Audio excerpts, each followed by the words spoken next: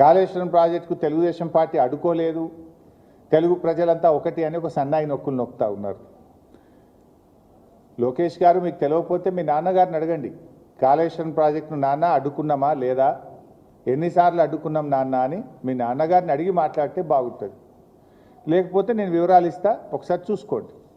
ఎందుకంటే కాళేశ్వరం ప్రాజెక్టుకు అన్ని అనుమతులు వచ్చిన తర్వాత ఆనాడు అధికారంలో ఉన్న తెలుగుదేశం ప్రభుత్వం 2018లో కాళేశ్వరం ప్రాజెక్టు అనుమతులన్నీ రద్దు చేయండి, కాళేశ్వరం ప్రాజెక్టు పనులను నిలిపివేయండి అని కేంద్ర ప్రభుత్వానికి ఆంధ్రప్రదేశ్ ప్రభుత్వం రాసిన లేఖ ఇది. ఒక్క లేఖ కాదు, కాళేశ్వరంను వ్యతిరేకిస్తూ 20 జనవరి 2016, 5 మే 2016, 28 మే 2016, 19 ఏప్రిల్ 2017, 20